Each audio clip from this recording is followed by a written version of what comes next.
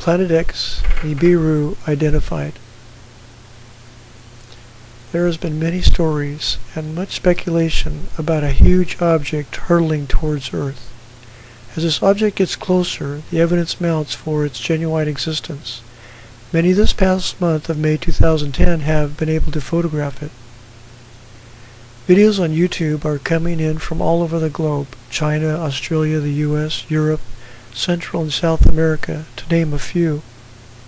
Looking at recent videos, it's safe to say that this object is no longer any further away than the Sun, and certainly has passed the Sun as it heads directly towards the Earth. Not only is it very strange that news and media and government officials are saying nothing, but people in general don't seem to care much either. For this huge object racing towards Earth is much larger than the Earth and traveling at great speed. If this were a planet, it would certainly pulverize the Earth into dust on impact. It has been claimed by many races, nations, and creeds that predict the coming of this object with fantastic fables of what will occur. Very shortly, in fact this year, we will see what the purpose of this object is. Of all of the prophecies and stories and names given this object, there is only one that has the greatest credibility and stated purpose. In the Bible, Joel 2:3 states, "The sun shall be turned into darkness and the moon into blood, before the great and terrible day of the Lord come." Revelation 6:12, "And I beheld when he had opened the sixth seal, and lo, there was a great earthquake, and the sun became black as sackcloth of hair, and the moon became as blood." This object is not Nibiru nor Planet X. These are fictitious names given with associated fictitious stories about what will occur. What will occur is that this object will move between the Earth and the Sun. It will block the sunlight from hitting the Earth. Because this object has a reddish atmosphere to it, as sunlight passes around the outer edge, it will cast blood-red colored light upon the moon. This object has been nearly invisible because of its dark, non-reflective surface, but it was first seen with ultraviolet photography as it seems to be hot. This object is guided by a supernatural force with purpose. It will not crash into the Earth, but it will be related to a great earthquake and other disasters. Before this event of the sun being darkened occurs, these other things will occur first. The two witnesses, the US and Israel, will see their governments toppled by China, Russia, the Middle East, and other nations upon an attack. Many in the US and Israel will die from indomitable armies. Between now and the middle of August, likely submarines will attack the east and west coast of the US.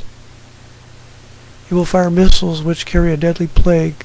Large cities will be struck, killing most people very rapidly. Foreign troops are ready now in the US, Mexico, Alaska, and other locations. Some links will be provided in the description.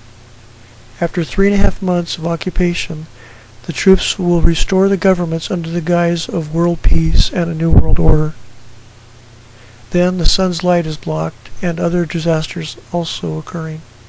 Shortly after this, Yeshua comes collecting his sheep and leaving behind the false sheep or evil slave who will gnash their teeth in the darkness.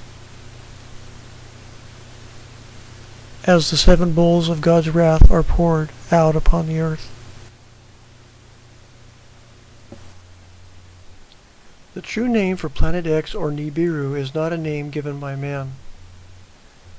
At Amos 8:10, God says, "I will make all of you wear sackcloth."